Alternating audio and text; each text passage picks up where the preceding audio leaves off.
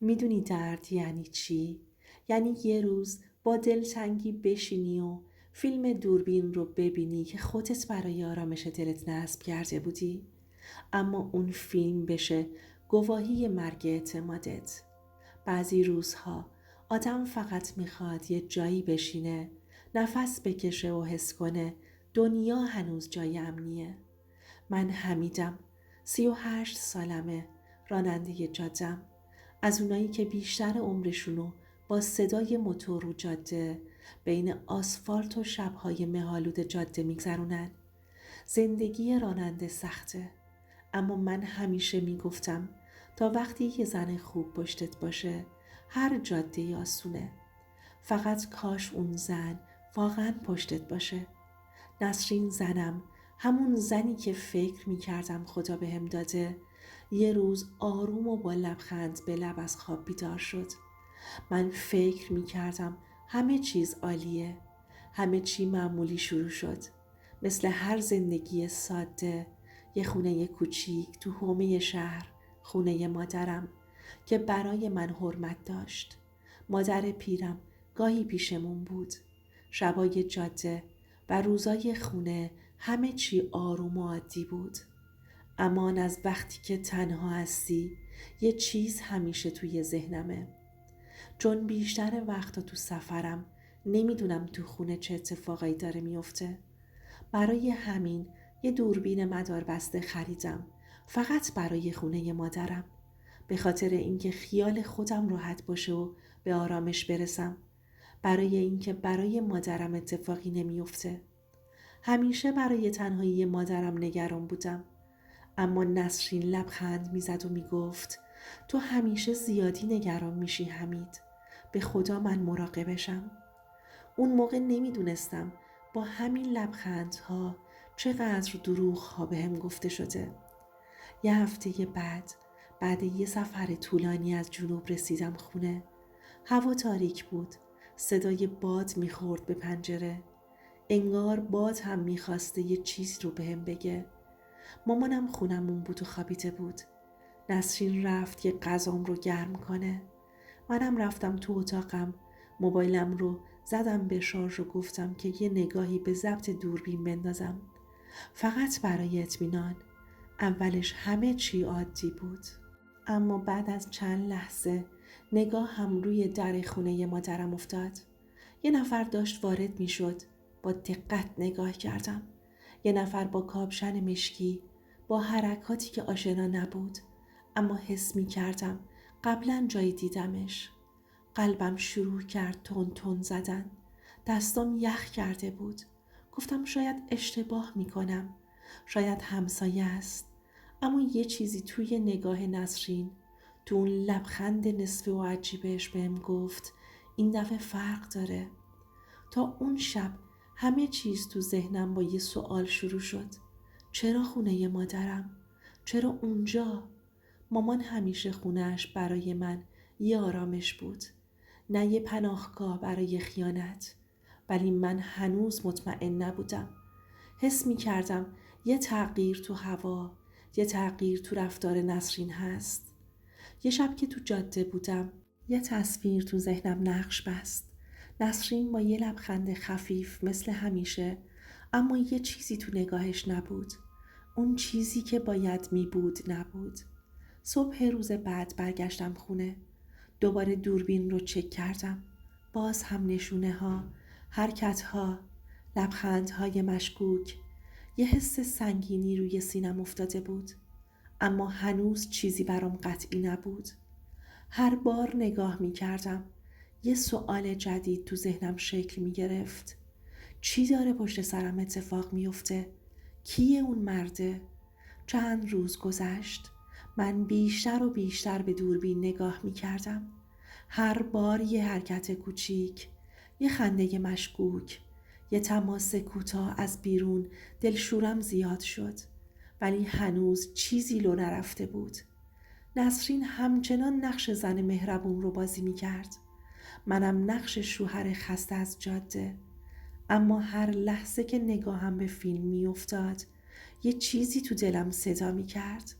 حمید، چشماتو باز کن. یه روز این راز از پشت پرده بیرون میاد.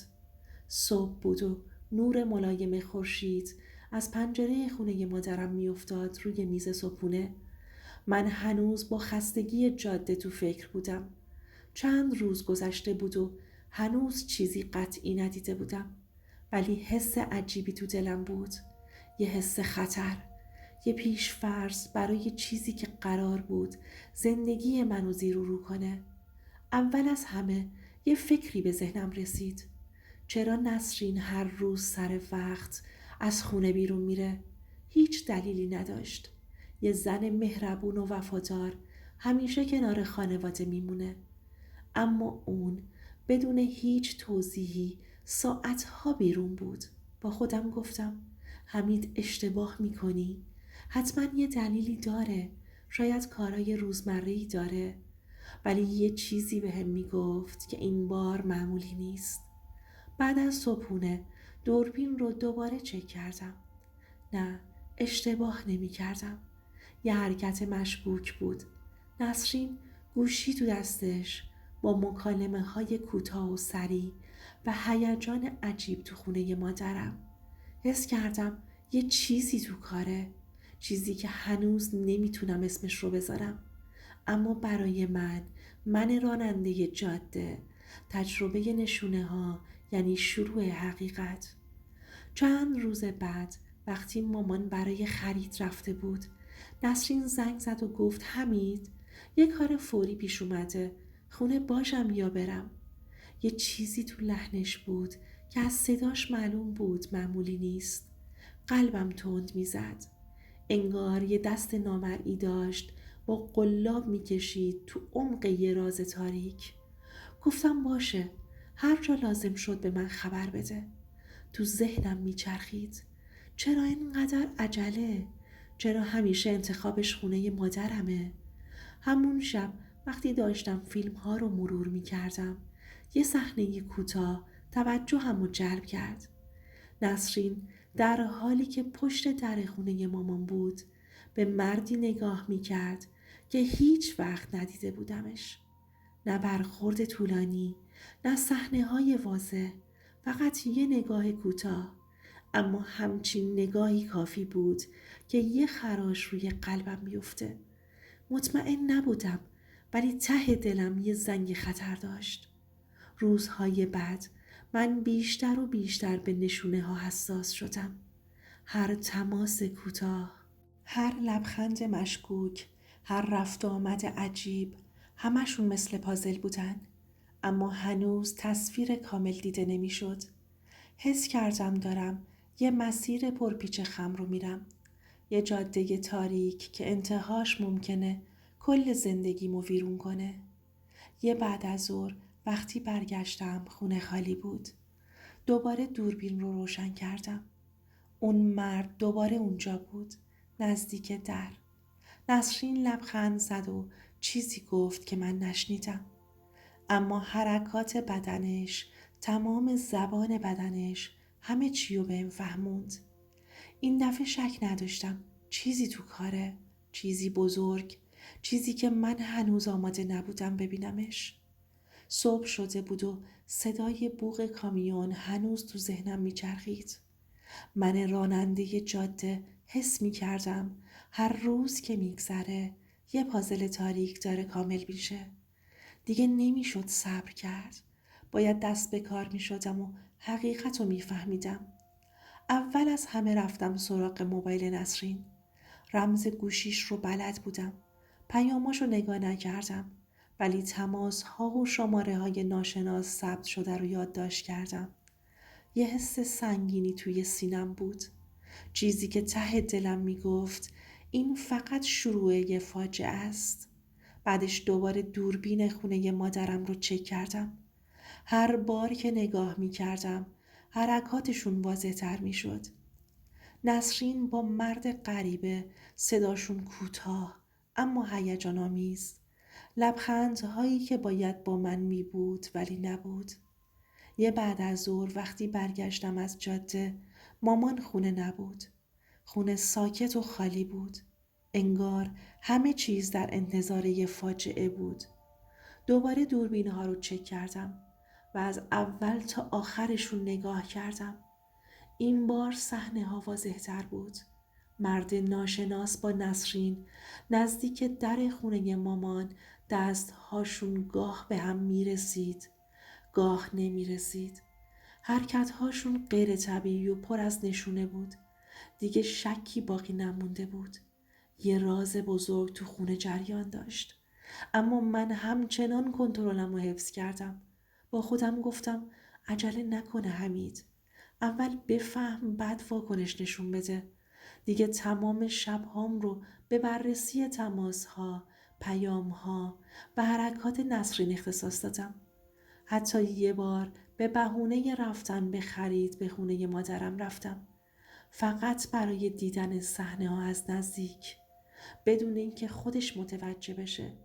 یه روز وقتی نسرین به خونه مادرم رفته بود و من روی نیمکت نشسته بودم، دیدمش که در حالی که با مرد غریبه صحبت میکنه یه حرکت مشکوک انجام داد. لبخندش طبیعی نبود. نگاهش یه نگاه پنهونی به اطراف داشت، مثل کسی که میدونه اشتباه داره میکنه اما مطمئن نیست که دیده میشه یا نه. اون لحظه قلبم تون تون میزد. بازم دستام یخ کرده بود، ولی بازم چیزی نگفتم. هنوزم سکوت کردم. فقط به خودم قول دادم همه چیز رو مستند کنم. یه روز همه چیز رو روشن میکنم. اون لحظه به بعد یه روند دقیق رو شروع کردم. هر حرکت نسرین، هر تماس کوتاه، هر لبخند پنهونی، همه تو دفتر کوچیکم یادداشت میشد. دیگه این صرفاً حس نبود. نشونه ها واقعی بودند و داشت کم کم تصویر نهایی شکل می گرفت. اما یه چیزی هم اضافه شد. اضطراب و خشم تو ذهنم به آرومی بزرگ می شد. هر بار به فیلم ها نگاه می کردم، حس می کردم قلبم داره روی جاده خطرناک حرکت می کنه. بدون ترمز و مقصدش، انتقام و حقیقت. صبح بود و نور خورشید داشت کم کم به اتاقم نفوذ می کرد. منی که راننده ی جاده بودم، حالا با قلبی پر از خشم و غیرت نشسته بودم روبروی مانیتور دوربین خونه مادرم. هر بار که نسرین رو با اون مرد غریبه می دیدم، انگار یه تیکه از وجودم تیکه تیکه می شد.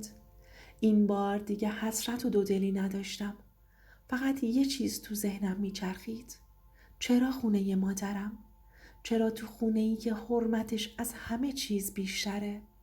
از همون اول که با نسرین ازدواج کردم فکر می کردم وفاداری چیزی عادیه، چیزی که تو خونه من، تو زندگی مشترکم وجود داره.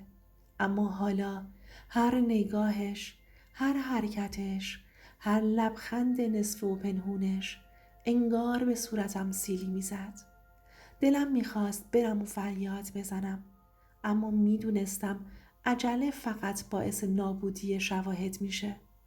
به خودم قول دادم صبر کنم، شواهد رو جمع‌آوری کنم و بعد انتقام حقیقی خودم رو بگیرم. اون روز بعد از ظهر وقتی خونه مادرم خالی بود رفتم اونجا. رفتم که دوربین ها رو چک کنم. مثل یه شکارچی حرکت ها رو دنبال می کردم. ضبط دوربین رو دوباره نگاه کردم. نسرین وارد شد. این بار بدون هیچ لبخند مهربون یا حرفی. با مرد غریبه صحبت می کرد. حرکاتشون مثل یه رقص بود، ولی رقصی که برای من معنای خیانت داشت. هر حرکتش، هر نگاهش آتیش غیرتم و شعله ور می کرد. دستام می لرزید. قلبم مثل یه موتور کامیون تو سربالایی تند می زد. توی ذهنم فقط یه تصویر بود. انتقام، عدالت و حقیقتی که باید آشکار بشه. برای اینکه بتونم کنترل اوضاع رو داشته باشم، هر حرکتشون رو یادداشت می‌کردم. زمان ورود، زمان خروج، تماس‌ها، نگاه‌ها، لبخندها، حتی کوچکترین جزئیات. هر بار که یادداشت می‌کردم حس می‌کردم غیرتم یه قدم قوی‌تر میشه. قلبم یه ضربه محکم‌تر میخوره. اون شب وقتی دوباره برگشتم خونه تنم میلرزید. با خودم فکر کردم چطور زنی که روزی قسم وفاداری میخوره اینطور پشت سرم بازی میکنه. هر بار یاد گذشته میافتادم، خاطرات و لحظات شیرینمون، لبخنداش، حرفهاش، قلبم منفجر میشد. اما خشم و غیرتم باعث شد کنترل خودم رو از دست ندم. میدونستم باید صبر کنم، ولی این صبر مثل آتیش زیر خاکستر بود. روزهای بعد شواهد قوی تر شدن. پیامهای ناشناس، تماسهای کوتاه، حرکات پنهونی و حتی نشونه هایی که مرد غریبه میدونسته مادرم تو خونه نیست. همه چیز داره به هم نشون میده که نقششون دقیق و برنامه ریزی شده بود.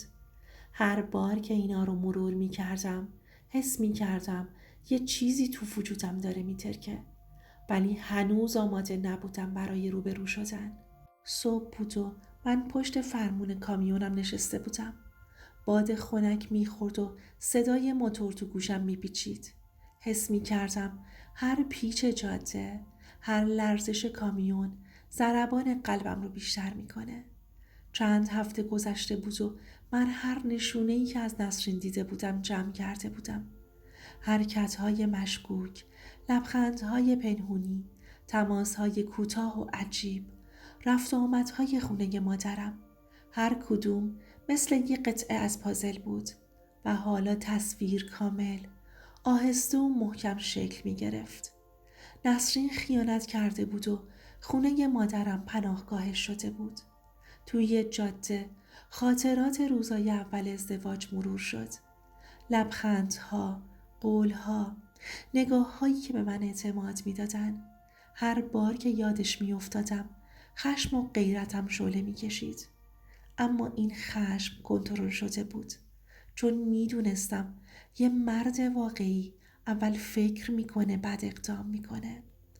نه فریاد، نه دعوا، نه کار احساسی، فقط حقایق و عدالت. وقتی رسیدم خونه مادرم هیچ کس نبود. مدارک و فیلم ها رو که جمع کرده بودم دوباره مرور کردم. هر تماس، هر حرکت، هر نگاه پنهونی ثبت شده بود. با خودم گفتم این بار نمیخوام مستقیم باهاشون روبرو بشم. باید کاری کنم که قانون پشت من باشه. پس همه مدارک رو آماده کردم تا به وکیلم تحویل بدم. کسی که میدونست چگونه با دقت و اشتباه حقیقت رو ثابت کنه. اون روز وقتی مدارک رو تحویل وکیل دادم قلبم هنوز میزد، اما یه حس قدرت درونم بود. حالا عدالت داره مسیر خودش رو طی میکنه. دیگه لازم نبود دست به کارای احساسی بزنم. غیرتم ارضا شده بود، چون مرد واقعی کسیه که غیرتش رو با عقل و قانون ترکیب کنه. اون شب برگشتم خونه و به نسرین نگاه کردم. بدون اینکه چیزی بگم چشماش پر از پشیمونی بود، ولی من سکوت کردم. سکوت من سنگین تر از هر فریادی بود، چون میدونستم حقیقت خودش قوی ترین سلاحه. غیرتم اجازه نمیداد باهاش برخورد احساسی کنم، ولی هر نگاهش مثل خنجر تو دلم فرو میرفت. توی ذهنم فقط یه تصویر بود: جاده، کامیون، دوربین ها و پایان حقیقت. حالا من آماده بودم برای مرحله آخر: عدالت. غیرت و حقایق رو با هم ترکیب کنم تا کسی دوباره فکر نکنه میتونه پشت سرم بازی کنه. صبح بود و دوباره پشت فرمون کامیونم نشسته بودم، اما این بار نه برای جاده، بلکه برای پایان یه مسیر دیگه، مسیر حقیقت و عدالت. هفته ها صبر کرده بودم، مدارک جمع کرده بودم و وکیلم همه چیز رو بررسی کرده بود.